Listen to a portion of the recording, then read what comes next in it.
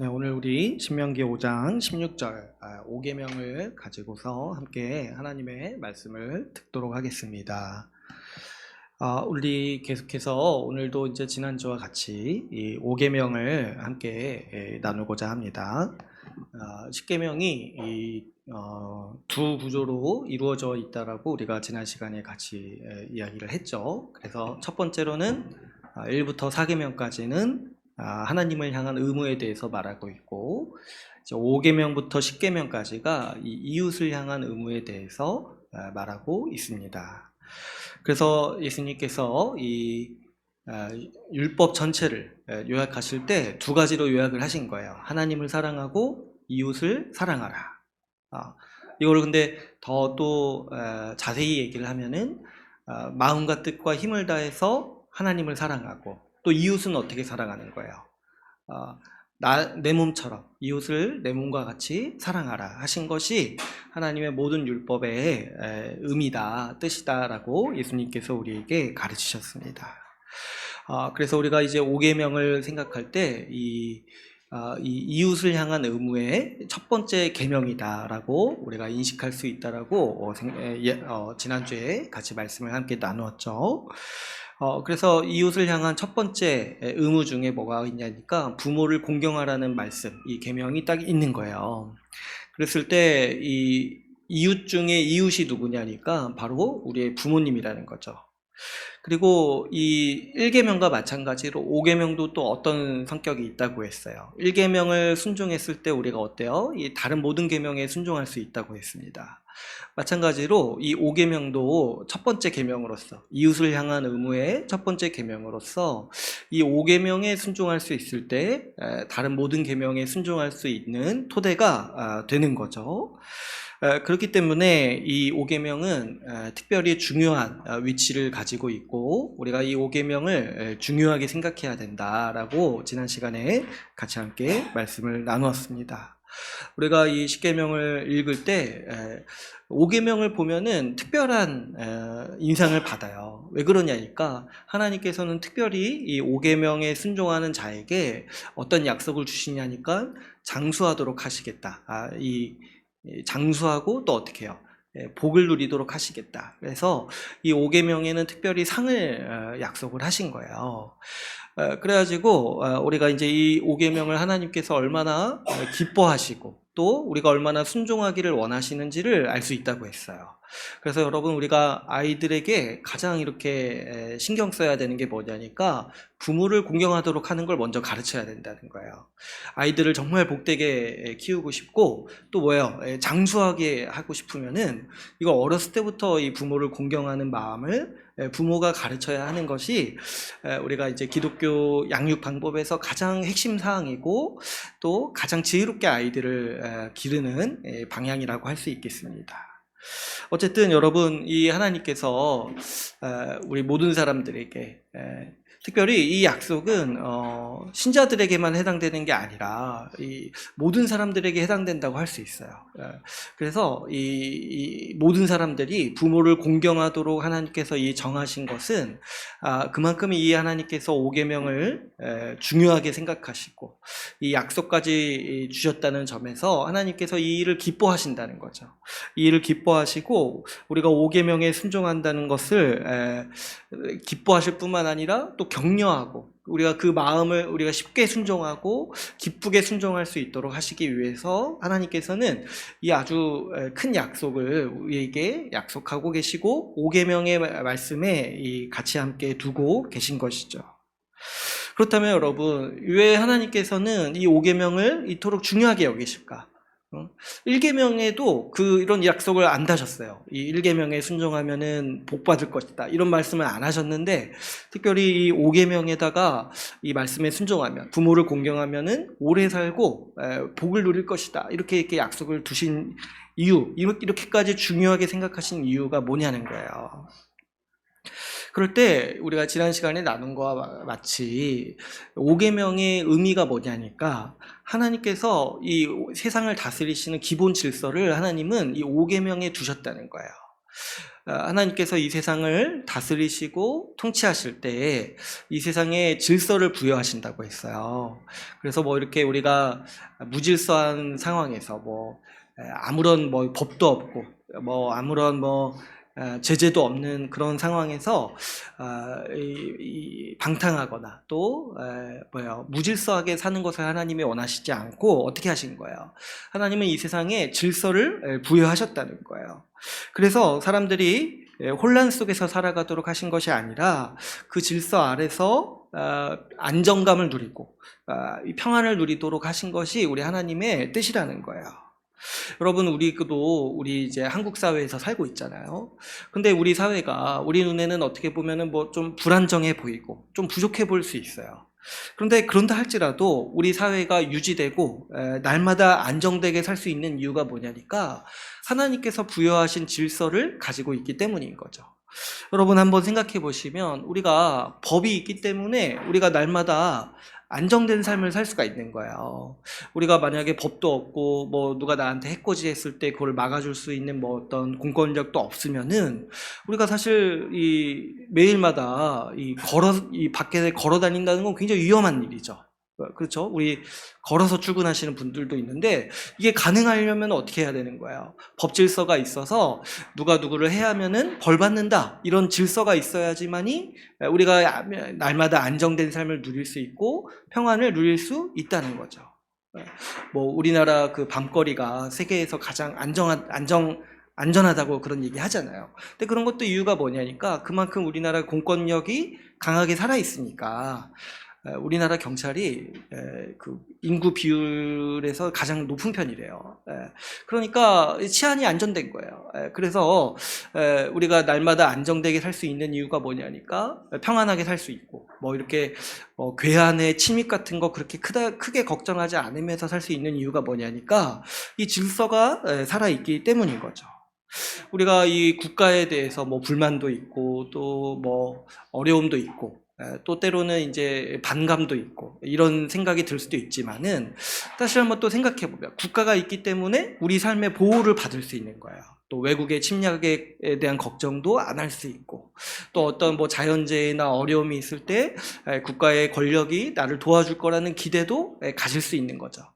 그러니까 우리 사회가 유지되고 우리가 날마다 평안을 누릴 수 있는 모든 기반에는 뭐가 있냐면 바로 하나님이 부여하신 질서가 있다는 거예요.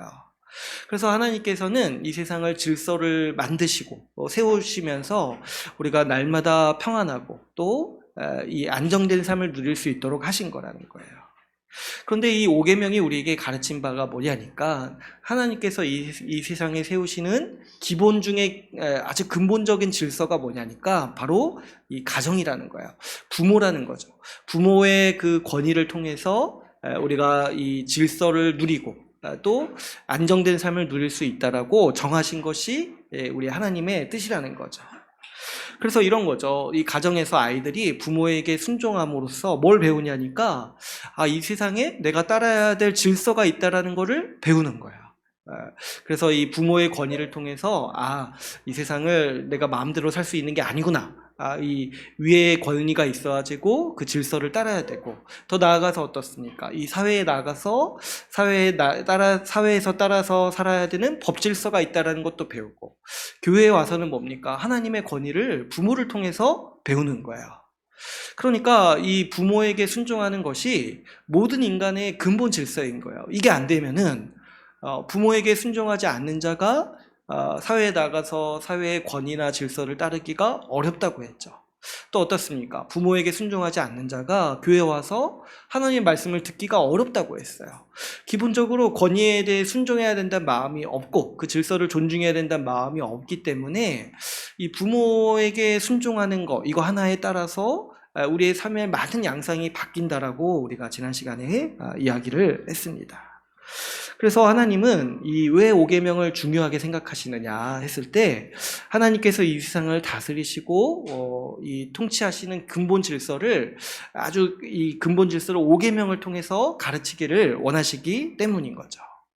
그래서 여러분 우리 하나님이 세우시는 이 모든 기관 그런 이제 과정 중에 가정이 제일 중요하다고 할 수 있어요. 가정을 중심으로 해서 하나님은 교회의 권위를 부여하신 거고 국가의 권위를 부여하신 거예요. 그래서 우리가 이렇게 이 교회를 안 다니는 사람도 쉽게 생각하는 게 어떤 거냐니까, 가정이 무너지면 다 무너진다는 거예요. 가정이 무너지면. 여러분 생각해 보세요. 가정이 무너지면은 그 사회는 완전히 다 무너지는 거예요. 가정이 제대로 바로 서지 않는데 건강한 사회가 이루어질 수가 없는 거죠. 그 마찬가지로 국가도 마찬가지예요. 그래서 최근에도 그 막 출산율이 너무 적다 이런 걱정을 하잖아요. 이런 걱정을 교회만 하는 게 아니라 세상도 해요. 왜 그러냐니까 이게 쉽게 예상이 되는 거예요. 가정이 바로 서지 못하니까 사회가 존속을 할 수 없구나. 이게 이제 염려가 되는 거죠. 우리 교회도 마찬가지예요. 가정이 무너지면은 교회가 올바로 살 수 있겠습니까? 교회가 건강하고 교회가 굳건한 이유가 뭐냐니까 그 안에 건강한 가정들이 모여있기 때문에 그런 거예요. 그래서 교회가 유지될 수 있고 이 대를 거듭해서 교회가 생명력을 유지할 수 있는 게 뭐냐니까 건강한 가정이 지속적으로 유지될 때 그 가정을 통해서 생명이 계속해서 출산되고 또 하나님의 백성으로 양육받을 때 이 교회도 생명력을 유지할 수 있는 거죠. 그래서 하나님께서는 이 5계명을 우리 사회의 근간을 이루고 또 특별히 교회의 근간을 이루는 기본 질서라고 여기셔가지고 이 5계명을 중요하게 우리에게 가르치고 계시는 겁니다. 그래서 여러분 우리가 이 5계명을 자세히 살펴보고 또 우리가 많이 또 생각해야 될 필요가 있어요. 이 5계명은요 우리에게 이제 한 가지 사실을 아주 중시해서 가르치는데 뭐냐니까 부모에게 공경하라는 것뿐만 아니라 부모를 공경함으로써 우리가 뭘 배우게 된다고 했어요. 이 세상에는 하나님이 세우신 권위가 있다라는 사실을 배우게 된다는 거예요. 그래서 막 태어났을 때 내가 아기고 어렸을 때 빨리 깨달아야 게 뭐냐니까 이 세상은 내 마음대로 살 수 없다는 거예요. 그렇게 살 수 없는 곳이고 내가 이 세상에서 살려면 어떻게 해야 돼요? 하나님이 세우신 질서와 권위에 순응하고 그것을 존중하면서 살아갈 때 나도 한 명의 성인으로서 성장할 수 있다는 것을 빨리 깨달아야 하는 것이죠. 그래서 어쨌든 우리가 이 5계명을 통해서 또 깊이 있고 반복해서 새겨야 되는 게 뭐냐니까 여러분 하나님께서 순종을 명하시는 권위가 세상에 있다는 거예요. 그래서 제가 세 가지를 말씀을 드렸죠. 하나님께서 특별히 순종하라고 말씀하시는 거. 오늘 이제 5계명에서 아주 근본적으로 부모의 명령에 순종하라, 부모의 말에 순종하라, 부모를 공경하라.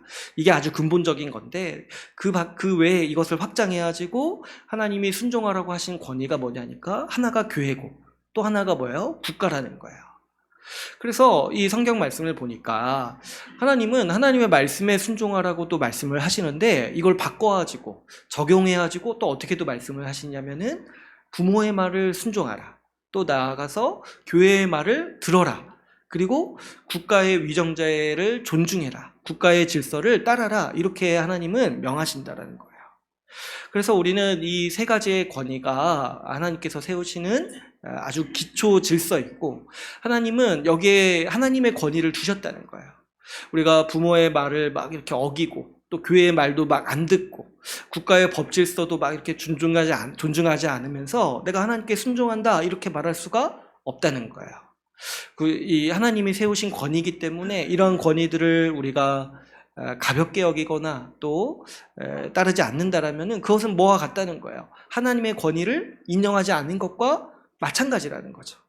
그래서 여러분 우리가 5계명을 생각할 때 이게 서로 연결된다라는 걸 생각을 해야 돼요. 이 부모의 말씀이나 뭐 교회의 권위나 국가의 권위에 대해서 함부로 대하는 건 뭐냐니까 바로 거기에 권위를 부여하신 하나님을 망령되게 생각하는 거예요.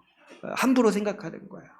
그래서 우리는 이 권위들을 하나님이 세우셨다, 하나님이 여기에 권위를 주셨다라는 것을 명확히 알고 이것이 서로 연결돼 있다, 이 세상에는 하나님이 세우신 권위와 질서가 있다라는 것을 우리가 명확히 알아야 하는 것이죠. 그래서 여러분 우리가 이 5계명을 생각할 때 특별히 이제 직접적으로는 우리 지난주에 살폈던 것처럼 이 부모를 공경하는 문제, 부모를 공경하는 의무에 대해서 우리가 살펴봤는데요. 또 이것을 확장해가지고 우리는 이 하나님이 세우시는 권위에 대해서 우리가 좀 생각해 볼 필요가 있는 것이죠. 그래서 오늘은 이 권위에 대해서, 하나님이 세우시는 권위와 질서에 대해서 우리가 그 권위를 어떻게 생각해야 되고 또 어떻게 우리 일반 사회에서 적용해야 될지에 대해서 함께 우리 5계명의 말씀을 나누고자 합니다. 여러분, 우리가 하나님이 세우신 권위들을 어떻게 바라봐야 할지 많이 생각을 해야 돼요. 여러분, 방금도 제가 말씀을 드렸지만 하나님께서 순종하라고 하신 권위가 크게 세 가지가 있다는 거예요. 부모의 권위가 있고, 교회의 권위가 있고, 국가의 권위가 있어요. 이러한 사람, 이러한 이 권위가 하나님으로부터 온다는 거예요. 그래서 이러한 질서를 어기는 것은 하나님의 권위를 어기는 일이기도 한 거죠. 근데 여러분, 이것을 우리가 어떤 하나님이 그러면 이렇게 권위를 통해서 우리를 약간 강압적으로 하시는 거냐, 억지로 우리를 막 누르시는 거냐, 이렇게 이제 생각하기가 쉬운데요. 그게 아니라는 것을 우리가 먼저는 잘 생각할 필요가 있어요. 여러분, 하나님께서 이 땅에 권위를 세우시고 질서를 부여하시는 거는 다 우리를 위해서예요. 우리가 평안하게 살고 우리가 그 질서 안에서 안정된 삶을 누리도록 하시기 위해서 우리에게 이 권위와 질서를 부여하신 거죠. 여러분, 그래서 하나님께서 이 질서를 주셨다는 거, 이 권위를 주셨다는 게 하나님의 은혜라는 걸 우리가 생각을 해야 되는 거예요. 이런 권위들이 어떤 역할을 하는가 이 생각을 해보면은, 여러분, 아까도 제가 말씀드렸지만 이런 가정이라든지 또 교회라든지 특별히 이 국가의 공권력이라든지 이런 것들이 제일 먼저 우선순위로 두고 있는 게 뭐예요? 바로 우리 사회를, 우리가 살아가는 사회를 보존하고 유지하는 역할을 하는 거죠. 이 법 질서가 온전히 서 있지 않고 또 가정의 질서가 온전히 서 있지 않으면은 우리가 사람답게 성장할 수도 없고 사람답게 사는 삶이 불가능하다는 거예요. 또 어떤 역할이 있냐니까 전통을 전수하는 역할을 하기도 합니다. 이런 이 부모의 권위 또 사회의 권위가 뭐가 있냐니까, 한 사람이 사람으로 성장하기 위해서 그 사회의 질서와 역사를 배워야 되는 거예요. 그래서 그 사회의 일원으로서 성장할 수가 있는 거죠. 그 사회에서 살아가고 사람으로서 살아가기 위한 이 최소한의 양식을 배우고 또 앞서 우리 선배들이 쌓아온 지식들, 지혜들을 습득함으로써 그 전통을 계승할 뿐만 아니라 앞으로 그 전통을 발전시킬 그런 의무와 책임도 같이 맡게 되는 것이죠. 특별히 교회한테는 굉장히 중요한 거예요. 교회는 앞선 우리 신앙의 선배들이 쌓아온 여러 신앙의 지식들을 전수해 줄 책임이 있는 거죠. 부모가 전수해 주고, 그리고 그것을 배우고 알아서 딱 우리 이제 교회에 들어오는 사람들이 2000년 동안 교회가 쌓아온 지식 위에서 서는 거예요. 그래서 더 지혜로워지고 더 능력 있어지고 더 사람답게 살고 더 신자가 되어가지고 아주 힘있게 살 수 있는 힘을 얻도록 하신 것이 우리 하나님의 뜻인 것이죠. 그래서 여러분, 우리가 이런 권위들, 부모라든가 또 우리 앞선 선배들, 또 이렇게 교회, 그리고 또 국가의 이 권위들을 통해서 얼마나 많은 유익을 누리는지 몰라요. 이거를 우리가 너무 자주 누리고 또 굉장히 필수적으로 누리기 때문에 사실은 소중한지를 잘 모르는 측면이 있어요. 여러분 생각해 보세요. 공기도 굉장히 소중하잖아요. 그죠? 근데 이제 공기가 우리가 소중한지 잘 몰라요. 왜 그러냐니까 너무 당연하게 누리고 있어요. 너무 당연하게 누리고 있어가지고 그걸 없는 걸 상상을 못 하는 거예요. 그죠? 근데 우리 이런 권위들도 마찬가지라는 거예요. 부모라든지 우리 교회라든지 국가라든지 우리가 너무 당연하게 누리고 있어가지고 그게 소중한지를 잘 몰라요. 그래가지고 때로는 함부로 말하기도 하고 때로는 어겨야 된다고 말하기도 하는 게 우리의 이제 약간의 어리석음이고 또 부족한 모습인 거죠. 근데 여러분 한번 생각해 보세요. 만약에 이제 부모라든지 교회라든지 국가라든지 이런 이제 권위에 대해서 내가 좀 불만이 있어요. 좀 이런 게 잘못됐다고 생각을 하고 싶고 잘못됐다고 막 이런 신념이 있어요. 근데 여러분 한번 생각해 보세요. 아무리 악한 부모라 할지라도 아무리 악한 또 국가 권력이라 할지라도 없는 것보다는 낫다는 거예요. 없는 것보다. 여러분 아무리 악한 독재자라 할지라도 최소한도로 뭘 하냐니까 사회를 유지하기 위해서 치안은 유지하려고 한다는 거예요. 근데 그것마저 없다고 한번 생각을 해보세요. 여러분 가끔 이렇게 TV에 이런 난민들의 이야기들 나오잖아요. 그런 이제 국가를 잃어버린 난민들의 모습을 보면은 얼마나 심각하게 어려운 삶을 사는지 몰라요. 이전에 살던 사회에서는 뭐 의사였고 뭐 이렇게 사업가였는데 국가가 없어지니까 그런 모든 삶의 기반들이 다 날아가는 거예요. 난민들이 막 우리나라 왔는데 우리나라에서 일하려고 이렇게 뭔가 행정 절차를 밟는데 이전에 뭐 했냐고 물어보니까 이전에 국가에서 의사였다는 거예요. 근데 이제 우리나라 와서 아무것도 아닌 거예요. 그 인정받을 수가 없어요. 국가가 없으니까. 그러니까 우리의 어떤 자격이라든지 우리의 직업이라든지 이런 게 가능하게 하는 게 다 뭐냐니까 국가의 기반인 거예요. 그러니까 아무리 우리가 뭐 이 국가 권력이 잘못됐다, 뭐 이렇게 악하다 이렇게 얘기를 하더라도 없는 것보다는 100배 낫다. 100배가 뭡니까? 없는 것보다는 어마어마하게 큰 차이를 가지고 오는 거예요. 그러니까 여러분, 우리가 이 권위에 대해서 생각할 때 기본적으로 이것이 다 우리의 은혜다. 뭐 이렇게 좀 약간 기분이 나쁠 수 있어요. 이 권위라는 건 기본적으로 우리를 강제하는 힘이기도 하기 때문에 우리에게 따르라고 하는 거잖아요. 근데 내가 하기 싫으면 기분이 나쁠 수도 있어요. 근데 우리가 근본적으로 생각해야 되는 게 뭐냐면 그래도 이게 없으면은 우리의 아주 근본적인 삶부터가 어려워진다는 거예요. 여러분 부모님도 마찬가지죠. 이 세상에 이제 좀 이렇게 부족한 부모님도 있고 또 책임을 다하지 않는 부모님도 있어요. 그런데요, 한번 생각해 보세요. 없는 것보단 나아요. 없는 것보다. 부모님이 없으면 어떻게 되는 거예요? 나도 없는 거예요, 나도. 그죠? 부모 덕분에 내가 생명을 지금 받은 거잖아요. 없으면 나도 없는 거예요. 지금 뭐 이렇게 불만이 있잖아요. 그 불만조차 가지는 것도 불가능한 거예요. 부모가 없으면.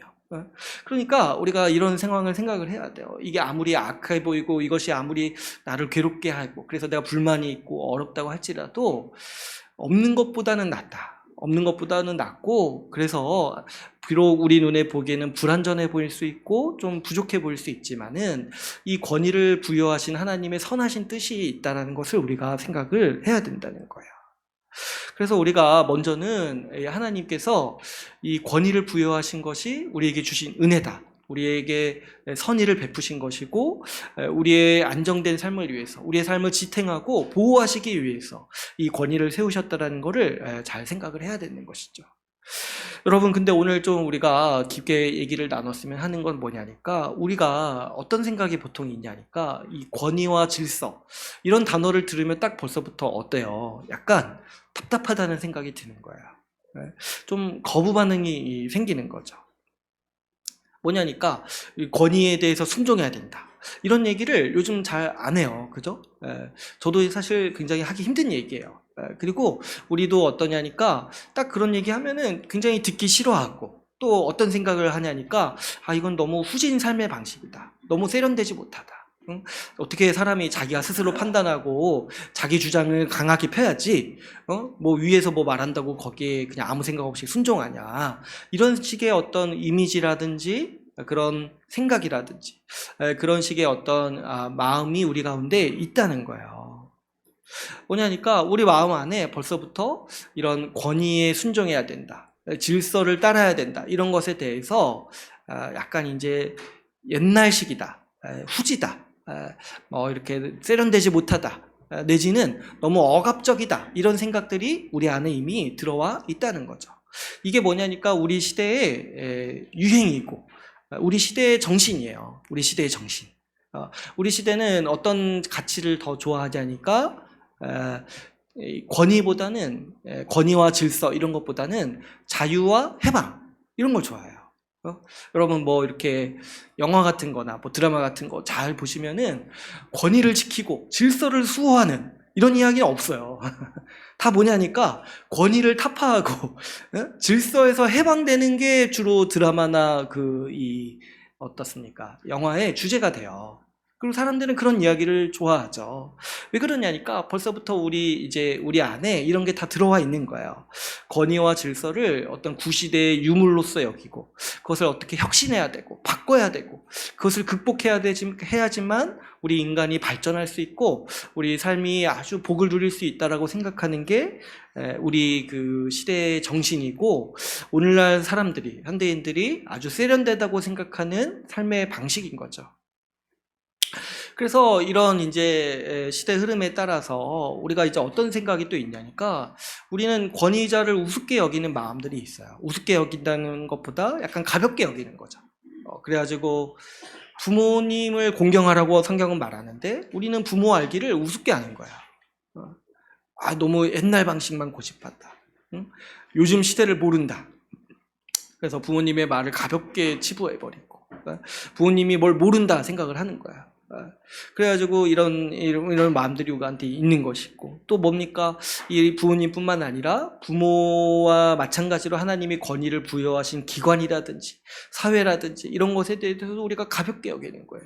교회에서 말하는 질서, 교회에서 말하는 어떤 것에 대해서도 그거 뭐 이렇게 순종하지 않아도 된다 생각을 하고 법 질서도 마찬가지죠. 우리가 이제 약간 따르기 싫어하고 또 거기에 대해서 안 좋게 얘기하고 이런 것들이 다 뭐냐니까 권위에 대해서 가볍게 여기는 태도가 있는 거예요. 특별히 요즘에는 또 어떤 게 있냐니까 선생님 알기를 또 우습게 알아요, 학생들이. 그렇죠. 여러분 부모님 말도 공경하지 않는 사람이 학교 가서 선생님 말을 얼마나 공경하겠냐는 거예요. 선생님이 뭐 가르치면 우습게 알고 그래가지고 막 반박하고 이런 것들이 요즘 아이들한테는 뭔가 굉장히 멋있는 모습처럼 보여진다는 거예요. 멋있는 모습처럼. 그러니까 이런 문제가 사실 사소하지 않고 굉장히 심각한 문제라는 걸 우리가 인식해야 돼요.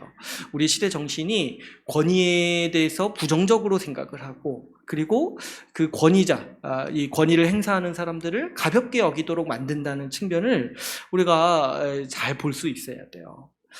여러분 왜 우리 시대가 지금 이렇게 됐냐니까 사실 이런 거 얘기하려면은 이 설교 시간에 이런 얘기하기가 좀 어렵죠. 왜냐하면 더 많이 얘기를 해야 되니까 우리 시대의 사조가 이런 방향으로 지금 흘러가고 있다는 것을 우리가 좀 생각을 해야 돼요. 우리는요 지금 이 현대가 발전하고 있다. 그래가지고 과거의 것이 오늘날 우리에게 필요 없다고 여기는 시대에 살고 있어요. 우리 현대 기술이 발전하고 문명이 발전하니까 지금 뭐예요? 과거의 것은 더 이상 우리에게 필요가 없다. 이런 생각을 자주 하게 되는 거예요. 그래서 그런 말 있잖아요. 뭐 옛 선조들의 지혜 이런 말들 요즘에 거의 안 쓰는 거 아세요? 뭐 이렇게 옛날에는 TV를 틀면은 옛날 전통 유산이 얼마나 위대하고 찬란했는지 이런 거 많이 방영을 했었어요. 그래서 선조들의 지혜를 뭐 이렇게 계승해야 된다 이런 얘기를 했어요. 근데 이제 요즘에는 그런 얘기 전혀 안 해요. 기술이 발전하고 뭐 AI라든지 이전에 우리가 누리지 못했던 새로운 문명들이 나오니까 이제 사람들이 어떤 생각을 하냐면 과거에선 더 이상 배울 필요가 없다. 앞에서 나오는 최신 기술들이 중요하다. 이런 생각들을 자꾸 하게 되는 거죠. 더 나아가서 여러분 우리가 권위에 대해서 부정적으로 생각하고 또 권위자들을 가볍게 여기는 그런 태도들은요 사실은 이 시대를 이끌어가는 시대 정신의 발전이기도 해요. 이 시대의 사조라고도 부르기도 하고 우리 성경에서는 풍조라고 이렇게 단어를 쓰기도 하는데요. 뭐냐니까 현대 사상가들 유행하는 사상이 뭐냐니까 권위를 허물어야 된다라고 생각한다는 거예요. 사상들이. 그래서 뭐 이런 거 뭐 이렇게 계몽주의라든지 근대화 정신이라든지 이런 거 이제 한번 들어보셨는지 모르겠지만 이게 뭐냐니까 사람의 이성의 합리적인 권위만 인정한다는 거예요. 사람의 이성으로 판단해가지고 이성에 따라서 합리적인 권위만 인정하고 살자. 그러면 이게 결국에 어떤 걸 얘기하는 거냐니까 그동안 서구 사회를 지배해왔던 종교의 권위, 기독교의 권위 이런 것들은 이제부터 무너뜨리자. 필요 없다. 이렇게 이제 얘기를 하는 거예요. 그래가지고 이제 교회의 권위를 무너뜨리는 게 결국에 이 계몽주의 정신이고 근대화의 정신 중에 아주 이제 중요한 축 중에 하나인 거예요.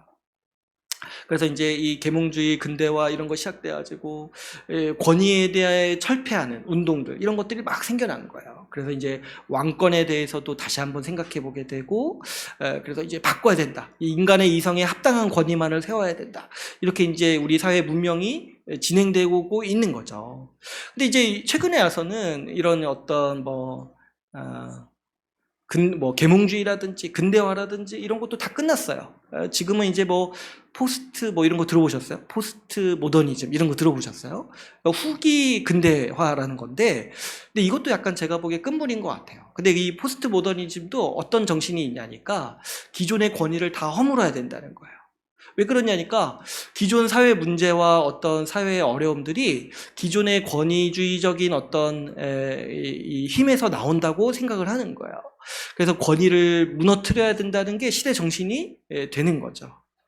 그래서 이런 시대 정신이 목표가 뭐냐니까 아주 중요한 목표가 기존의 전통적인 권위를 무너뜨려야 된다는 거예요. 그러면 인간의 문제가 해결된다라고 생각하는 게 우리 그 진보주의적인 사고 방식이고 현대의 사조라는 거예요. 그래서 이런 시대적 흐름 가운데 우리가 지금 있는 거죠. 이 세상의 사상가들이나 꼭 이런 것을 중요하게 생각하지 않아도 우리가 이런 것들을 세련되다고 생각하는 이유가 뭐냐니까 지식인들이라든지 이런 세상의 사상가라든지 전부 이런 목표를 향해서 가고 있는 거예요. 여러분, 이런 이제 시대적인 정신, 이런 시대 사조들이요, 우리 문화에도 굉장히 큰 영향을 미치고, 이 온갖 문화적 흐름으로 등장하기도 하는데요. 몇 가지만 좀 얘기를 해보자면, 여러분, 우리 사회도 그런 문제들, 이런 이슈들이 있잖아요. 성소수자를 이렇게 우리가 인정해야 된다. 이런 이제 이슈가 있잖아요. 근데 사실은요, 이거는 인권 문제이기 이전에 어디서부터 출발을 했냐니까, 이 기존의 이 권위가 불이하다, 이 기존의 권위가 악하다라는 인식에서 시작을 하는 거예요. 뭐냐니까 이 사상가들이 그리고 사람들이 어떤 생각을 하냐니까 기존에 남자와 여자 이 두 가지로 나누는 방식이 잘못됐다고 생각을 하는 거예요. 우리한테는 자연스럽잖아요. 근데 이런 사상가들한테는 남자와 여자 이 두 가지로 나눠져 있으니까 맨날 치고받고 싸운다는 거예요. 그래가지고 어때요? 남자 여자로만 생각하지 말고 중간도 있다. 그리고 굳이 남자 여자를 태어난 그대로 받아들일 필요가 없다, 이렇게 생각을 하는 거예요. 이게 너무 권위적이라고 생각을 하는 거예요. 태어난 성에 맞게 살아야 된다는 거를 권위라고 생각을 하는 거예요. 그래가지고 이거를 허물어야 된다라고 주장하시는 분들, 그리고 그런 이제 운동을 하시는 분들이 이런 성소수자를 인정해야 되고, 또 여러 가지 수만 가지는 아니지만, 남자, 여자만 있는 것이 아니다. 여러 가지 성이 있다. 이런 식의 이제 주장을 하는 거죠. 그래서 이제 제가 약간 이제 너무 받아들이기 힘든데, 그냥 약간 이제 들어보면 이런 거예요. 자기가 신체적으로 남자인데, 정서적으로는 여자인 사람이 있다는 거예요. 너무 어렵죠. 어떻게 대해야 되는 거야, 그 사람. 그러니까 그런 사람한테는 화장실이 너무 힘들다는 거예요. 남자, 여자 두 개밖에 없으니까. 그래가지고 화장실도 3개로 만들어야 된다는 거예요. 3개로. 아니죠, 3개가 아니죠. 한 5개 정도는 있어야 돼요. 왜냐니까 자기가 신체적으로는 여자인데 자기를 남자로 여기는 사람도 있는 거야. 그런 사람은 또 아까 방금 말한 자기가 신체적으로 남자인데 여자인 사람, 정서적으로 여자인 사람과 같이 화장실을 못 쓰는 거예요. 그러니까 화장실을 여러 개 만들어야 된다, 이런 주장도 하는 것이고. 근데 이런 것들이 여러분, 그 근본에는 어떤 생각이 있냐니까 기존 사회 질서와 권위가 악하다, 이것 때문에 사회 문제가 발생한다라는 인식이 있다는 거예요. 또 이런 것도 있죠. 이런 성 문제가 굉장히 왜 자꾸 나오냐니까 이 사람들이 자꾸 이 성에 권력이 있다라고 생각을 하는 거예요. 많이 이제 생각하는 것, 많이 이제 유행한 것 중에 하나가 그 여성주의 운동도 이런 거예요. 기존의 남성이 권력을 독점하고 있기 때문에 이런 것들을 철폐해야 된다. 그래가지고 이제 극단적인 여성주의 운동은 남자를 여자로 다 대체해야 된다, 이런 식의 주장까지 하는 거예요. 그러니까 굉장히 파격적이고, 또 뭐냐니까 기존의 권위를 철폐해야 된다는 거 하나로 시작을 해가지고 여기까지 이제 오는 거죠. 이런 것도 있어요. 이 모든 종류의 차별과 어떤 편견에 맞서야 된다 해가지고 이 PC주의라는 것도 있습니다. 이 정치적 올바름이라는 것때 여러분 최근에도 이런 게 이슈가 된 적이 있어요. 이렇게 인어공주 있잖아요. 디즈니에서 만드는 거. 여기에서 이제 인어공주를 흑인으로 바꾸는 거예요. 그래가지고 이제 상영을 하는 거죠. 그래가지고 이제 이게 많이 화제가 됐었는데. 근데 여러분, 이런 문제들, 이런 식의 어떤 문화들이 왜 자꾸 나오는지를 생각을 해야 돼요. 여러분, 왜 흑인을 자꾸 등장시켜야 되고 많은 인종을 등장시켜야 된다라고 사람들이 생각을 하냐니까, 그 기존에 백인들이 등장하고 기존에 특정 인물들만 등장했던 것들이요, 권위적이라고 생각을 하는 거예요. 너무 그것 때문에 권위적이고, 그래서 그것 때문에 이 사회에 악영향이 생긴다라고 사람들이 생각을 한다는 거예요. 그래가지고 이거 바꿔야 된다라고 생각을 해가지고 이걸 다 바꾸고 있는 거예요. 우리가 보기에는 굉장히 약간 억지스러워 보이고 또 약간 이제 좀 안 좋게 보일 수도 있어요. 그런데 이런 것들은요, 우리 취향의 문제라기보다 지금 세상이 지금 이 방향으로 지금 가고 있다는 거예요. 그래서 더 그런 컨텐츠들이 앞으로 더 많아질 거예요. 더 이렇게 우리 기존에 가지고 있던 관념들을 흔들고 기존에 가지고 있던 내 사고방식을 흔드는 어떤 문화들이 굉장히 많아진다는 거예요. 그래, 이런 컨텐츠들이 이게 이제 문화적으로 나타나고 있는 거죠. 근데 또 이런 방향들이 어떤 또 목적이 있냐니까 가족 제도를 또 흔들려고 해요. 가족 제도를. 뭐냐니까 기존의 가족을 통해서 이렇게 성장하는 방식이 너무 권위적이라는 거예요. 그래가지고 이런 가족 제도를 흔들어야 된다고 주장하는 사람들은 어떤 얘기를 하냐니까 성을 해방시켜야 된다는 거예요. 성관계를 가족, 이 부부끼리만 맺는 것이 아니라 아무랑도 자유롭게 맺을 수 있어야 된다고 얘기하는 거예요. 왜 그러냐니까 기존의 이 가족 관계 때문에 권위가 발생하고 이 권위 때문에 인간의 삶이 어려워지기 때문에 가족도 결국에는 무너져야 된다. 새로운 대체적인 가족을 만들어야 된다. 이런 식의 주장을 하는 거예요. 그러니까 이런 문화들이 우리가 볼 때는 너무 파격적이고 급진적으로 보이고 또 너무 불쾌해 보이는데요. 한편으로 생각해야 되는 지점이 있어요. 아, 세상이 지금 이 방향으로 가고 있구나. 기존의 우리의 인식과 기존의 어떤 사고방식이 너무 권위적이라는 생각 아래서 이 권위를 철폐하는 흐름으로 지금 가고 있구나. 라는 걸 우리가 눈치를 채셔야 되는 것이고 분별할 수 있어야 돼요. 여러분, 이런 흐름들은요, 제가 나중에 이제 뭐 기회가 되면은 좀 더 자세히 말씀드릴 수도 있고, 또 우리 아이들 교육함에 있어서도 제가 좀 말하고 싶은 부분이 있어요. 근데 이제 이런 흐름들이요, 어떤 목표가 있냐니까, 분명히 어느 정도의 일리가 있을 수 있어요. 일리가 있어요. 기존의 어떤 권위가 강압적이고, 그래서 그걸 해결해야 되는 문제가 있을 수 있어요. 근데 이제 어떤 목표가 있냐니까, 기존의 권위를 허무는 것만이 목표인 거예요. 허무는 거를 하고 한 다음에 그 다음에 뭘 세워야 될지 말하지 않는 거예요. 이 사람들이 이걸 주장하시는 분들이 많은 분들이 어떤 식의 사고방식을 가지고 있냐니까 일단 허물면 문제가 해결된다는 거예요. 권위를 허물면 문제가 해결되고 인간이 자유로워지고 인간이 복을 누린다는 거예요. 그래서 어떻게 보면은 더 폭력적인 일들을 하는 거죠. 여러분, 우리도 보면 그래서 이런 흐름들이 어떻게 생각을 하게 만드냐니까 권위 자체가 악하다는 이런 극단적인 이 성향을 띠게 만든다는 거죠. 그래서 우리가 이 문제를 잘 생각해 봐야 돼요. 그리고 또 한편으로 우리가 권위에 대해서 악하게 여기는 또 인식에는 또 분명히 뭐가 있냐니까 이런 이제 악한 권위자들을 우리가 가끔가다 이렇게 보는 거예요. 좀 이렇게 책임을 다하지 않는 부모라든지 또 악한 뭐 이렇게 직장 상사라든지 또 악한 종교인, 악한 목사 그리고 아주 악덕 정치인들 이런 걸 볼 때 우리가 어떤 생각을 하냐니까 아, 이런 권위들은 정말 다 악하다 이런 생각에 빠지기가 쉽다는 거예요.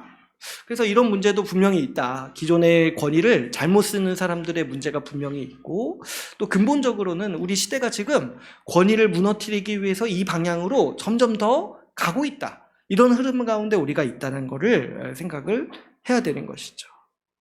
그래서 여러분, 결과적으로 우리가 지금 어떤 마음, 어떤 정서를 지니게 되냐니까 우리가 권위라든지 질서라든지 이런 단어들의 반감을 느끼게 되고 또 더 나아가서 권위 아래 순종하는 말씀들을 고리타분하게 여기고 이걸 힘들다고 받아들이는 이유가 우리가 이런 흐름 가운데 있기 때문이라는 거예요.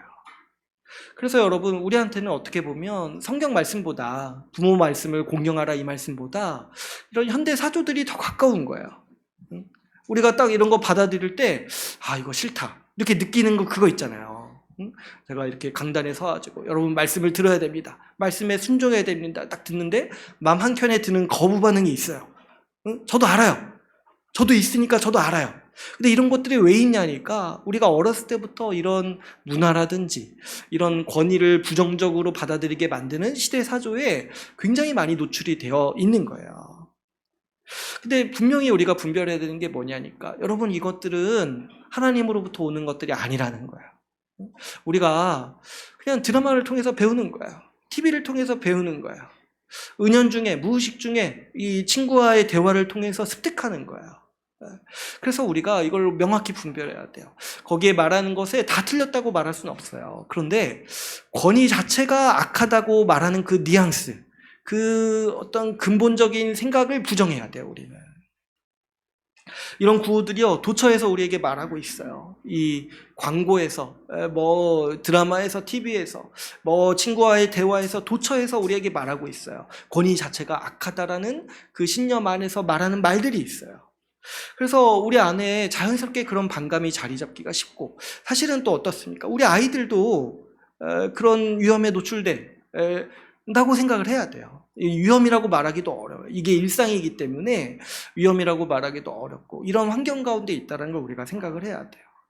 그래서 어떻게 보이냐니까, 우리 눈에는 권위와 질서에 순종하는 것보다 권위에 반감을 가지고 반항하는 행위가 더 멋있어 보이는 거야. 더 세련되어 보이고, 그게 더 좋은 인생처럼 보인다는 거야. 우리가 그래서 이 부분을 우리는 극복해야 됩니다.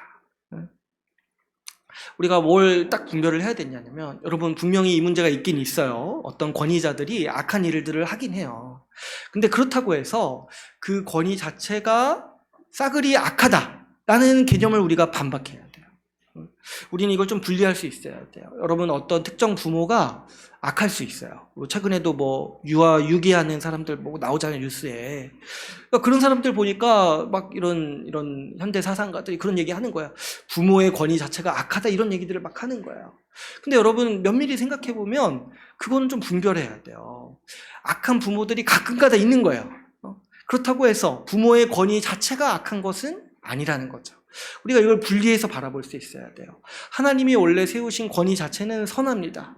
그 권위를 세우시고 그 질서를 우리에게 부여하시는 의도와 그 하나님의 뜻은 선하신 뜻이에요. 그런데 일부의 그 악한 행위들을 보고, 그런 어떤 부작용을 보고 권위 자체를 철폐해야 된다, 이렇게 주장하는 것은 더 악한 패단이라고 우리는 분별할 수 있어야 돼요. 우리 예를 들어서 제가 한번 설명을 또 한번 드려보자면, 우리 사회에서도 과거에 어떤 문제가 있었냐면, 교사의 권위가 너무 강한 거예요. 그래가지고 이제 교사가 체벌을 하는데, 너무 이제 그동안 그 군사 독재 시절도 거치면서 그런 권위주의적 교육 방식이 너무 강화돼가지고, 그런 이제 체벌 문제로 인해서 비인격적인 체벌을 교사가 함으로써 아이들한테 악영향을 미치는 문제가 우리 사회에 분명히 있었어요. 그래가지고 이걸 해결하려고 내놓은 문제가 뭐냐니까, 그냥 모든 체벌을 금지한다는 거야. 모든 체벌을 금지하고 교사의 권위를 그냥 없애버린다는 거야. 그래서 지금 이제 또 어떤 게 문제가 됩니까? 교사가 너무 권위가 없으니까 교사가 교실을 통제를 못하는 거야. 교실에 분명히 학업 분위기를 해하는 뭐 아이들도 있고, 또 이런 윤리를 배워야 되는 시기의 아이들이 있는데 교사가 그거를 통제하지 못하고 가르치지를 못하는 거야. 그래서 이제 뭐 교사가 요즘에는 뭐 체벌은 꿈도 못 꾸는데, 뭐 말 한마디 했다고 해서 아이들이 경찰에 신고한다고 하죠. 부모한테 얘기하고. 최근에 뭐 제가 몇 가지 들었는데, 교사가 뭐 이렇게 컴플레인 받는 것 중에 하나가 아이들한테 뭐 이렇게 뭐 지적했다고 아이가 뭐 이렇게 감정이 상한다는 거예요. 그래서 뭐 자존감에 좋지 않다고 교사를 아동학대로 신고했다는 거예요, 부모가. 그 막 새벽에 문자를 보낸다는 거예요. 왜 우리 아이한테 이런 말을 했냐, 이런 식으로. 그러니까 그 정도로 교사의 권위를 완전히 무너뜨린 거예요. 그러니까 사실 아이들이 그 학교에서 공교육이 제대로 이루어지겠냐는 거죠. 그래서 제가 어떤 목사님도 그런 얘기를 하시던데, 어떤 친구가 자기 이제 수업 받는데 수업 시간에 사진을 찍어서 보내줬대요. 교실 수업 시간에. 근데 아이들의 3분의 2가 잔다는 거야. 그 수업 시간에 사진 찍는 그 아이도 사실은 좀 이상한 아이죠. 아무튼, 그러니까 그런 현실이라는 거야. 교사의 그 어떤 비인격적인 체벌이 잘못됐어요. 그건 문제예요. 근데 그렇다고 해서 교사의 모든 체벌을 다 없애버리고 교사의 권위 자체를 없애버리면 문제가 해결되냐는 거야. 했을 때 더 악한 결과가 나온다는 거죠. 그래서 여러분, 어떤 현대인들의 어떤 생활 방식, 그런 사조들이 그들은 세련된다고 이렇게 생각할 수 있어요. 이 권위를 탈피하면은 우리가 더 세련되고 우리가 더 복된다 이렇게 생각할 수 있어요. 그러나 사실 우리 눈에 보기에는 그건 어리석음이에요. 어리석음이고 그 아주 교만한 거예요. 권위 자체가 문제라고 생각하기 때문에 그런 식으로밖에 할 수밖에 없는 것이죠. 여러분, 우리는 이 일을 바르게 분별해야 돼요. 권위 자체가 악한 게 아니라 권위를 바르게 사용하지 못하는 사람들이 악한 거예요. 권위를 사적 이익을 위해서 사용한다거나 책임을 다하지 않으면서 이 권리만 주장한다거나 뭐 약자를 괴롭히고 자기 이익을 얻기 위해 권위를 사용한다거나 이런 일들은 비판해야 마땅합니다. 그러나 그렇다고 해서 그 권위 자체를 부정하는 일은 더 수많은 폐단을 가져온다는 것을 우리가 분명히 알고 분별할 수 있어야 하는 것이죠. 그래서 여러분, 우리가 이런 생각을 해야 돼요. 앞에서도 제가 말씀을 드렸지만 아무리 악한 권위라도 없는 것보다는 낫다는 거예요. 없는 것보다는 나아요. 국가의 법 질서가 없다라면 우리가 평안한 삶을 살 수 없어요. 부모가 없다라면 우리는 생명을 얻을 수도 없어요. 마찬가지로 그 교사의 권위도 마찬가지죠. 아무리 약한 교사라도 없는 것보단 나아요. 그 교사가 있음으로써 그 반에 악한 아이들이 해코지 하는 걸 막아주는 거잖아요. 그러니까 없는 것보다는 낫다. 그래서 그 권위 자체를 세우시는 하나님의 뜻이 선하다는 생각을 해야 돼요. 우리는 권위를 악하게 쓰는 사람들, 그런 이제 뭐 권위주의라든지 이런 것들은 비판하는 것은 괜찮아요. 그런 걸 할 수 있죠. 그런데 이 참된 권위를 분별할 수 있어야 돼요. 이 권위를 세우시는 하나님의 뜻이 선한 것이고 지금도 분명히 참된 권위자들이 있고 그 권위를 올바로 사용하기 위해 애쓰는 사람들이 분명히 있는데 그 권위 자체를 부정하는 것은 우리에게 맞지 않은 것이고 어리석은 일이라는 것을 우리는 분별해야 됩니다. 여러분, 우리한테는요, 우리 특별히 교회한테는 이것을 분별할 수 있는 지혜가 있어요.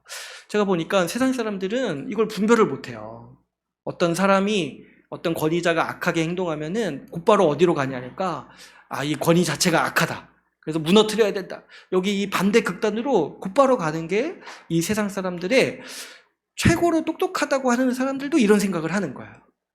그런데 우리는요, 이걸 분별할 수 있는 지혜가 있습니다.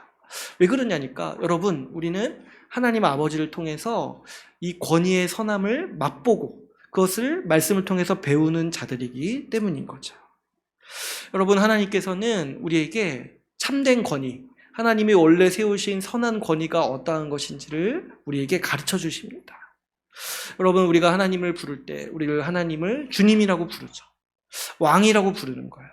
그랬을 때 여러분, 하나님이 나의 참된 권위다라는 걸 우리가 고백하잖아요. 내가 주님 부를 때 주님이 나의 아버지시고 주님이 나의 주권자시다 이렇게 고백을 하는 거잖아요.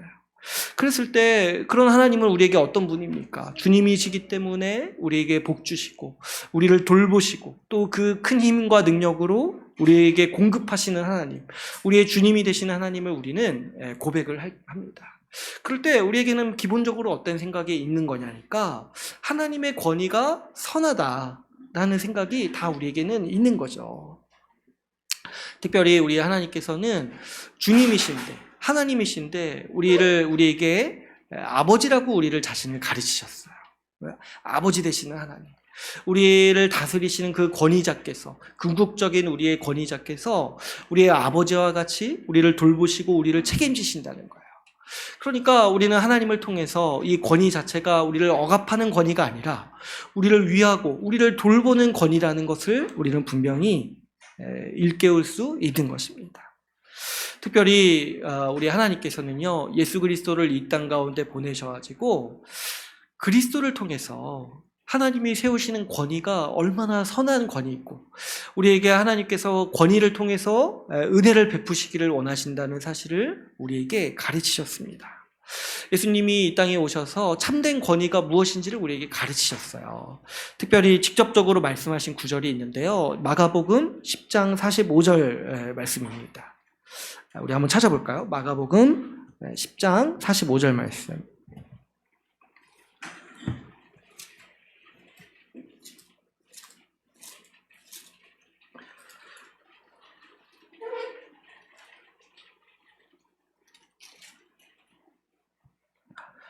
우리 10장 45절 말씀 같이 한번 읽어볼게요. 시작.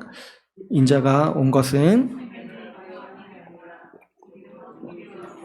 자기 목숨을 많은 사람의 대속물로 주려 함이니라. 아멘. 예수님께서 이 땅에 오셔서 우리에게 참된 권위가 원래 어떤 모습인지를 몸소 가르치시고 보여주셨는데, 직접적으로 말씀하신 게 뭐냐니까, 하나님께서 세우신 권위자가 보통 무슨 역할을 하냐니까, 다스리고 지배하고 이런 역할을 하라고 하나님이 권위자를 세우신 게 아니라는 거야. 뭐냐니까 섬기라고 세우셨다는 거야. 섬기라고. 그래서 예수님이 제자들한테도 분명히 말씀하셨죠. 너희 중에 가장 큰 자는 너희를 섬기는 자다. 세상과 이게 완전히 다르다고 말씀을 하셨어요. 그러니까 하나님께서 세우신 권위의 참 모습이 뭐냐니까 섬기는 권위라는 거예요. 섬기는 권위. 어디까지 섬기시냐니까 이 마가복음 10장 45절에도 자기 목숨을 사람들을 위해서 대속물로 주기까지 섬기신다는 거예요. 그래서 예수님은 이 말씀의 본을 분명히 우리에게 보이셨죠. 예수님은 십자가에서 죽이기까지, 자신의 생명을 내어주시기까지 우리 모든 사람들을 섬기셨습니다. 여러분, 그 십자가에도 우리가 그 예수님의 희생을 생각을 하지만은, 우리가 또 이 권위의 차원에서 십자가를 볼 때 우리가 딱 볼 수 있는 게 뭐냐니까, 십자가에서 참된 권위가 나타났다는 거야. 참된 권위. 우리를 다스리시고 우리를 통치하시는 그 주님이 어떤 분이시냐니까, 십자가에서 죽기까지 자신을 내어주신 분이라는 거예요. 그런데 여러분, 그분이 십자가에서 죽으실 때 우리를 사랑해서 죽으시기도 하신 것이지만 또 무엇입니까? 우리의 죄 문제를 해결하기 위해서 죽으신 거잖아요. 그랬을 때 거기에 우리 하나님의 참된 권위가 있다는 거예요. 우리의 죄를 간과하지도 않으시면서 우리를 사랑하시는 거. 우리의 죄 문제를 해결하시고 우리의 죄 문제를 스스로 해결하시기 위해서 그냥 넘어가시지 않으셨어요. 이 형벌 대속적 죽음으로 우리가 받아야 될 형벌을 대신 받으심으로써 죽으셨다는 것에 대해서 우리 이 참된 권위가 어떤 모습인지를 우리는 이 예수 그리스도의 십자가를 통해서 보는 거예요. 그렇죠. 주님은 우리의 죄에 대해서 괜찮다 이렇게 얘기하시는 분이 아니라는 거야. 우리의 죄에 대해서 엄격하게 다루시고 엄히 다루신다는 거야. 그런데 그렇다고 해서 우리를, 죄의 문제를 엄히 다루신다고 해서 막 우리를 죽이시거나 우리를 버리시는 것이 아니라, 그 예수 그리스도의 십자가를 통해서 우리의 죄 문제를 해결하시고 또 우리를 용서하시는 측면에서 우리를 돌보신다는 거예요. 그래서 우리가 이걸 하나님의 거룩한 사랑이라고 부르는데, 우리 주님께서 우리의 죄의 문제를 지적하시고 권면하시면서도 우리를 사랑하신다는 거예요. 그랬을 때 우리 예수님의 십자가가 우리가 생각할 때 뭐냐니까, 참된 권위의 원래 모습이라는 거예요. 원래 모습. 게다가 우리 하나님께서 또 어떻게 하셨냐니까, 이 예수 그리스도를 살리시고 하나님 우편에 앉히셨다는 거예요. 이 예수 그리스도를. 여러분, 이 세상을 다스리시는 왕이요, 이 보좌 우편에 앉히신 거예요. 그래서 이 예수님을 만물의 머리로 삼으셨고 또 특별히 어떻게 하셨습니까? 교회의 머리로 삼으셨어요. 이제 하나님께서 명하시는 게 뭐냐니까, 이제 너희가 그리스도의 말을 들어라. 그리스도의 말에 순종해라는 거예요. 근데 여러분, 이게 얼마나 큰 은혜입니까? 우리를 다스리시고 우리에게 명령하시고 우리에게 통치하시는 왕이 어떤 분이시냐니까, 우리를 위해 죽기까지 우리를 돌보시고 우리를 섬기시고 우리를 위하시는 주님이라는 거예요. 그랬을 때 이게 하나님의 아주 큰 은혜예요. 우리가 그런 선한 권위 아래서 살아가도록 우리를 세우신 거죠. 여러분, 우리를 위해서 죽기까지 하신 분이 우리를 다스리신다, 우리에게 명하신다라는 것이 얼마나 우리에게 큰 도움이고 큰 은혜이겠습니까? 그래서 이 십자가에 우리가 딱 봤을 때 이 하나님의 선한 권위가 나타났다. 우리가 이 십자가를 통해서 기본적으로 이런 의식을 가지게 되는 거예요. 하나님이 세우신 권위가 선하다. 그 하나님께서 우리를 위해서 우리를 살리시고 우리를 돌보시고 우리를 입히시고 먹이시고 우리를 지혜롭게 인도하시기 위해서 이 권위를 주셨다는 것을 우리는 십자가를 통해서 근본적으로 알게 되는 것이죠. 그래서 여러분, 우리는 이 예수 십자가 복음을 알기 때문에 기본적으로 권위 자체가 그 아래에 속한 사람들을 돌보고 섬기기 위한 권위라는 인식이 우리 가운데는 있는 것입니다. 그래서 하나님이 우리에게 명하시는 게 이런 거예요. 이런 권위를 세우시고 이런 권위를 따르고 순종하기를 주님은 원하신다는 거죠. 여러분 한번 잘 생각해 보시면 우리에게 순종하라고 명하신 이 부모의 권위 한번 생각해 보세요. 이 부모의 권위도 예수 그리스도의 그 섬김과 돌봄을 굉장히 닮아 있어요. 여러분 부모의 권위를 한번 잘 보시면 부모는 어떤 존재입니까? 자녀를 위해서 자기의 모든 걸 희생하는 존재예요. 자기의 거의 생명까지 희생한다고 말할 수 있을 정도로 모든 것을 다 바쳐서 희생하는 존재입니다. 지금 하나님께서 명하시는 게 뭐냐니까 그 부모의 말을 들으라는 거예요. 자기를 위해서 생명까지 아끼지 않고 내어주는, 자기의 전부를 내어주는 그 부모의 말을 들으라는 거예요. 그래서 그 부모의 권위가 어떤 권위냐니까 우리를 섬기는 권위라는 거죠. 우리를 섬기는 권위고 우리를 돌보고 우리를 위해서 자기를 희생하는 그 예수 그리스도를 닮은 참된 권위라는 거예요. 그래서 그걸 들으라는 거예요, 자녀들에게. 그거 듣는 게 뭐 그렇게 어렵냐는 거예요. 그렇지 않습니까? 자기를 위해서 죽기까지 희생하는 부모의 말도 듣지 않는 그 인생은 얼마나 그렇게 잘났습니까? 자기를 위해서 다 바친 그런 존재의 말도 듣지 않고 자기 잘난 맛에 산다고요? 그게 얼마나 어리석은 인생이겠습니까?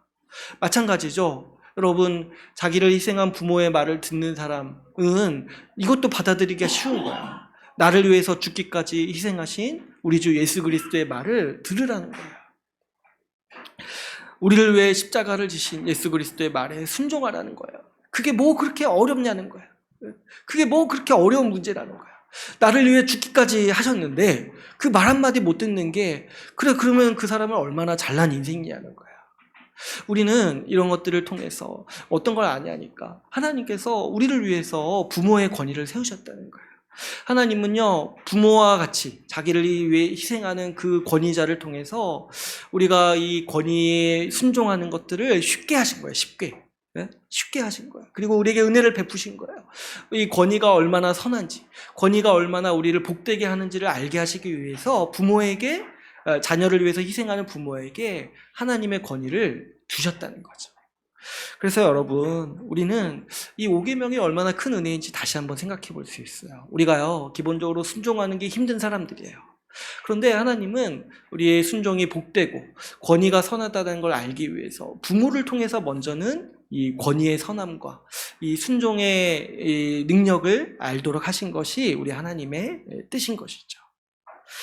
그러므로 여러분, 우리가 이 5계명을 또 깊이 있게 살펴보고 또 생각할 때 여러분, 우리는 이 생각을 반드시 가져야 돼요. 이 하나님이 세우신 권위가 본래 선하다. 그 권위에 따라서 순종하는 것이 우리의 복된 일인 것이고 우리의 하나님께서 우리에게 복 주시는 방법이라는 것을 우리가 생각을 해야 돼요. 그렇기 때문에 여러분, 우리는 이 하나님께서 사회 전반에 세우신 그 권위와 질서를 선하게 인식하고 또 존중하면서 살아야 하는 것이 마땅합니다. 그래서 여러분, 우리 이제 앞으로는 좀 5계명을 가슴에 새기면서 이런 생각을 좀 해야 돼요. 권위가 선하다. 하나님께서 이 세상의 질서를 세우신 일이 정말 복된 일이다. 그 복되게 살아가도록 우리에게 이 질서를 주셨고 권위를 주셨다는 생각을 우리가 해야 하는 것이죠. 그래서 이제 이 개념을 가지고 우리가 앞으로 그러면 이 사회에서 이 하나님의 세우신 권위를 어떻게 바라봐야 될지 우리가 이제 이 문제를 또 다뤄야 하는데 지금 시간이 이제 많이 지났네요. 한 3페이지가 더 있는데 이제 고민입니다. 이게 기네요. 우리 비도 오고 하니까 우리 한 가지만 나누고 2가지를 다음 주에 한번 나눕시다. 이거 어떻게 마무리해야 되나? 죄송해요. 제가 좀 부족했네요. 시간 관리를 잘해야 되는데. 아무튼 이 문제가 중요하다는 거예요, 여러분.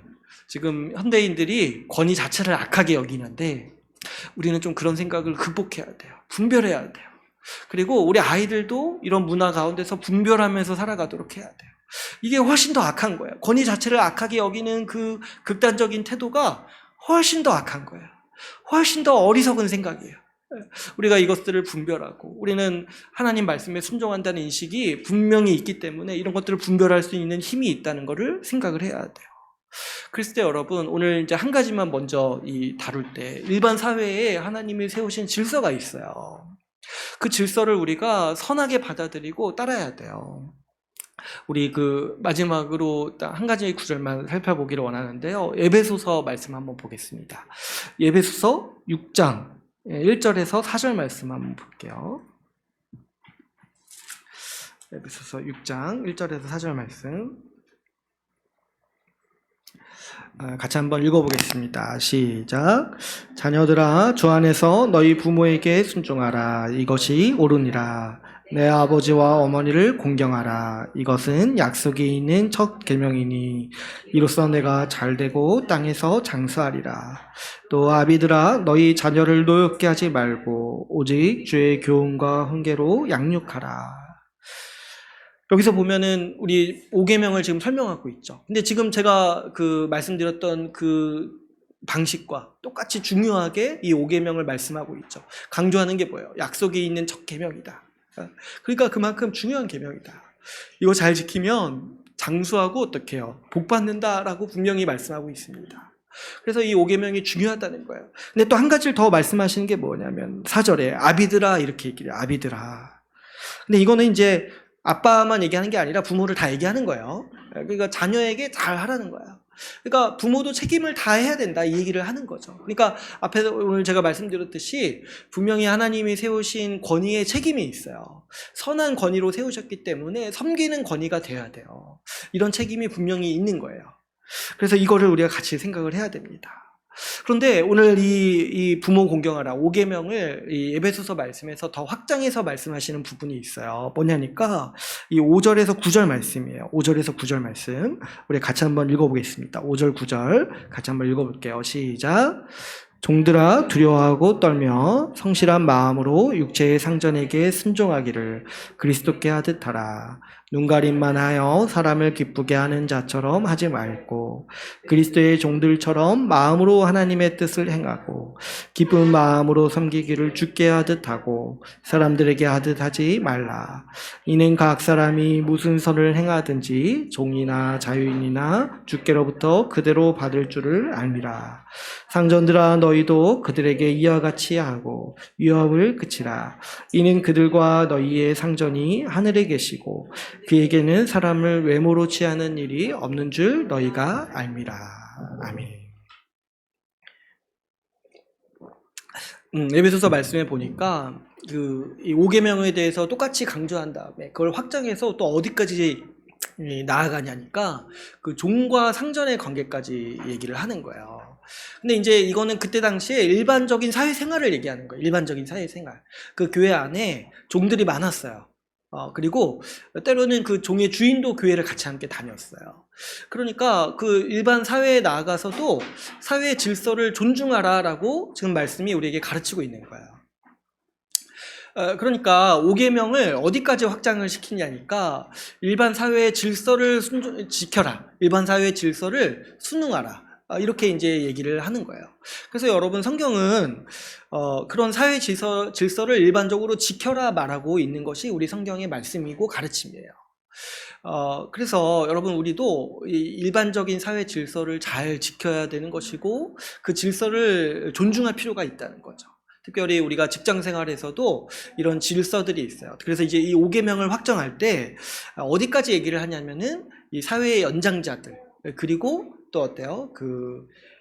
이 선배, 나보다 연배가 있거나 선배까지 이런 관계까지 확장을 시키는 것이 우리 선배들의 가르침이었어요.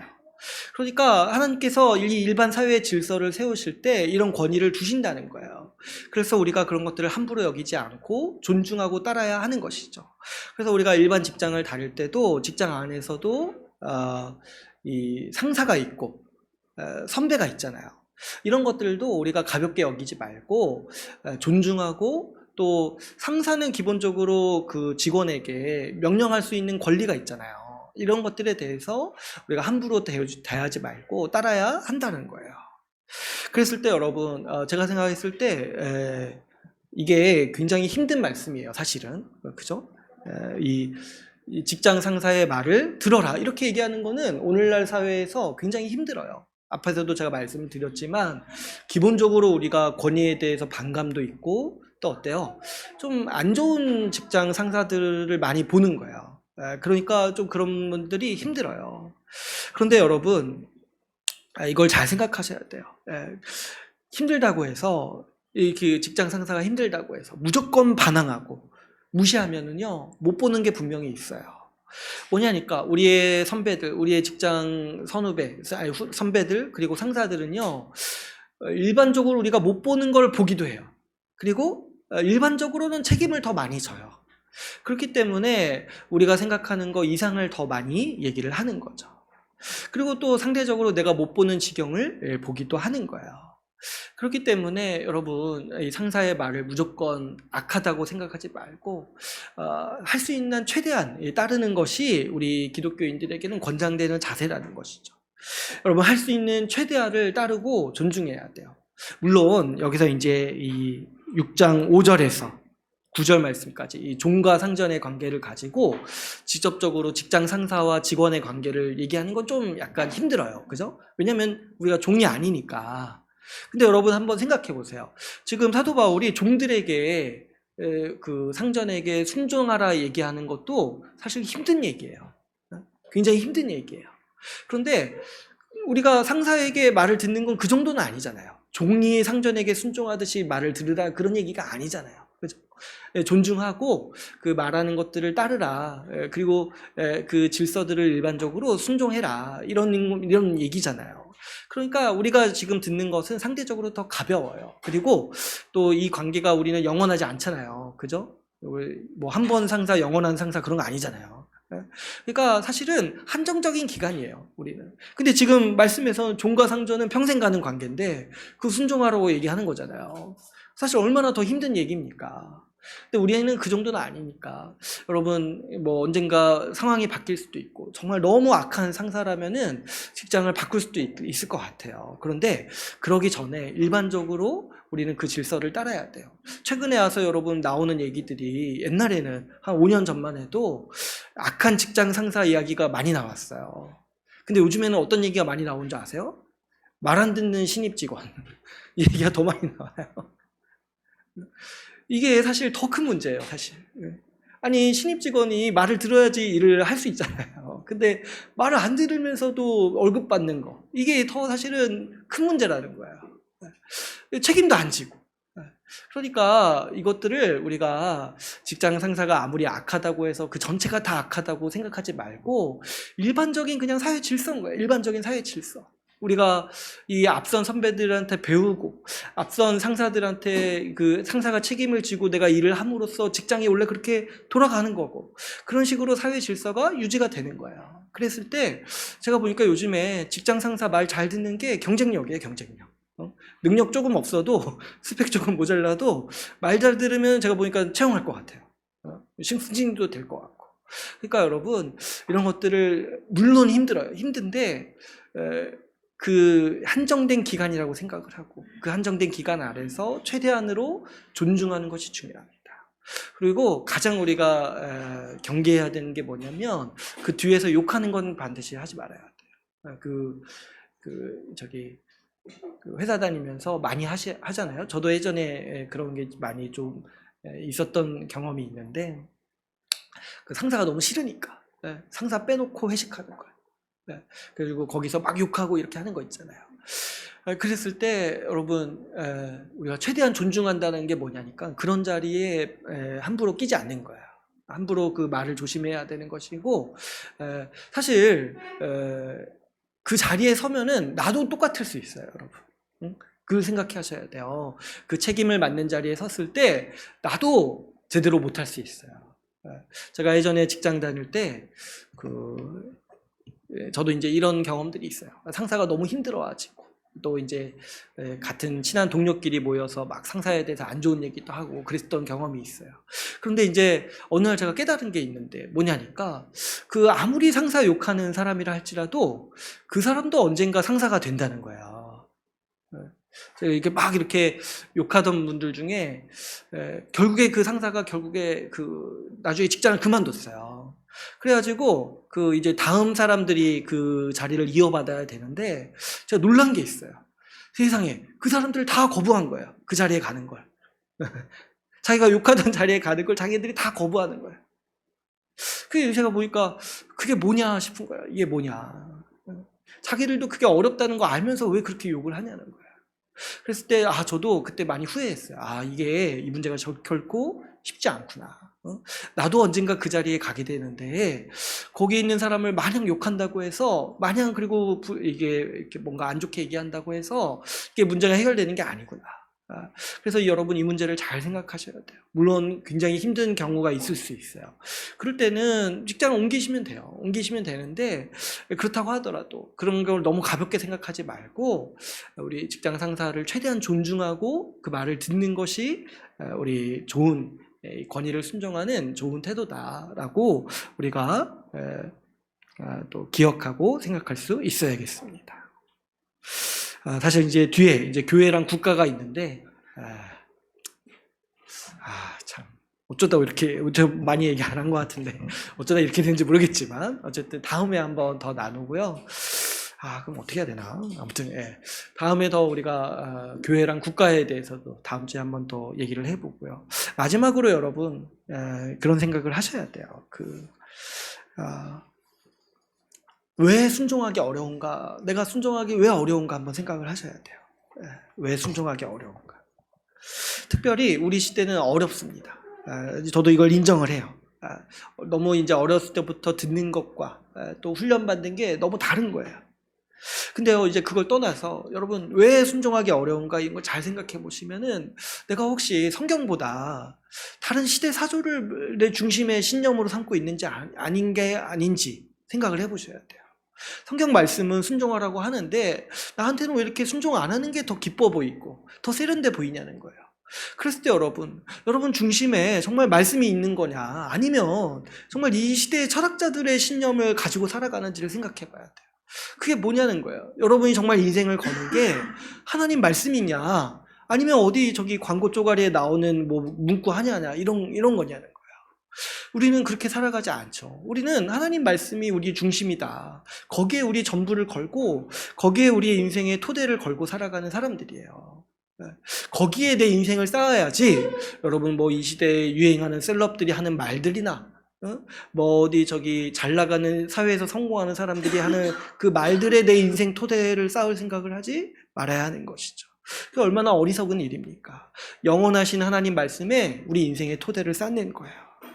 또 어떤 분들은 뭐 이렇게 상처가 있을 수 있어요. 권위에 대한 상처가 있을 수 있어요. 근데 그렇다 할지라도 여러분 그것이 그 권위의 전부가 아니고 우리의 참된 권위는 예수 십자가 복음이에요. 예수 십자가 복음을 통해서 그 상처도 극복할 수 있어야 돼요. 예수 십자가 복음에 나타난 우리 하나님의 권위, 예수 십자가의 예수님의 권위를 보는 거예요. 그 예수님의 말씀의 권위를 딱 보는 거예요. 네, 힘들 수 있죠. 내가 좀 약간 어려운 부모님 만나가지고 힘들었어요. 또 어려운 직장 상사 만나가지고 그 누구의 말에 듣는 것이 아주 노이로제 걸리고 너무 마음이 힘들어요. 물론 그럴 수 있어요. 그럴 수 있는데 그런데 지금 우리 주님이 말씀에 순종하는 것이 뭐냐니까. 우리 예수 그리스도의 말을 듣는 거라고 하잖아요. 여러분 생각해 보세요. 나를 위해 죽기까지 하신 그분의 말도 듣지 않는다라면 내 인생은 도대체 뭐냐는 거야. 내가 도대체 뭐냐는 거야. 그게 정말 예수님 믿는 거냐는 거야. 나를 위해 죽기까지 애쓰시고 나를 위해 십자가에서 그 고통을 감내하신 분의 그 말씀에도 내가 듣지 않고 살아갈 수 있다라면 그럼 내 인생을 얼마나 그렇게 지혜롭고 잘나고 앞으로 잘 될 거냐는 거야. 그랬을 때 여러분 우리는 예수 십자가 복음을 보고 이 상처의 문제, 이 경험의 문제도 극복할 수 있어야 하는 것이죠. 그래서 여러분 우리는 이걸 보는 사람들이에요. 예수 십자가 복음을 통해서 하나님의 참된 권위를 보고 그 권위에 마음이 녹아서 순종하기를 결단하는 사람들입니다. 그래서 우리는 하나님의 말씀에 순종하기를 힘쓰고 하나님이 세우신 권위를 존중하는 일에 우리가 힘써서 살아야 하는 것이 마땅합니다. 그래서 여러분 우리가 이렇게 생각을 해야 돼요. 우리 고집대로 그대로 불순종하면서 살면은 그게 정말 지혜로운가? 그게 정말 복된 것인가? 잘 생각해 봐야 돼요. 우리 주님의 말씀을 듣는 것이 우리에게 복된 일이고 우리 약속에 있는 계명처럼 우리가 장수하고 복을 누리는 방편이다라고 우리가 생각을 하고 우리 말씀 앞에 딱 우리의 고집을 꺾고 우리의 그 반항심을 꺾어야 하는 거죠. 그래서 이걸 잘 분별하셔서 우리가 하나님 말씀대로 지혜롭게 또 순종을 우리의 복이라고 여기면서 살아가는 우리 모두가 되기를 바랍니다. 이제 오늘 말씀을 맺겠습니다. 오늘은 우리 5계명을 통해서 하나님이 세우신 이 권위의 선함을 살펴보았습니다. 하나님은 이 주님이 세우신 권위 아래서 우리가 말씀을 배우고 지혜를 얻고 평안한 삶을 살도록 하셨습니다. 특별히 우리를 위해서 희생하시는 부모를 통해 이 권위를 배우도록 하신 일이 하나님의 큰 지혜요, 우리에게 주시는 큰 은혜임을 우리가 오늘 같이 함께 나눴습니다. 우리가 부모님을 통해서 권위를 배우기 때문에 하나님이 세우신 권위가 기본적으로 선하다는 것을, 그런 인식을 우리가 근본적으로 가질 수가 있는 거예요. 여러분, 우리가 이 권위의 선함을 알고 또 반면에 이 모든 권위를 악한 것으로 치부하는 현대사조를 극복하면서 살아가기를 바랍니다. 우리 주님이 세우신 질서와 권위를 존중하면서 이 권위를 통해 복 주시는 우리 주의 은혜를 누리면서 사는 우리 주의 나라 성도 여러분 되시기를 간절히 소망합니다. 우리 말씀을 마치고 같이 기도하는 시간을 갖도록 하겠습니다.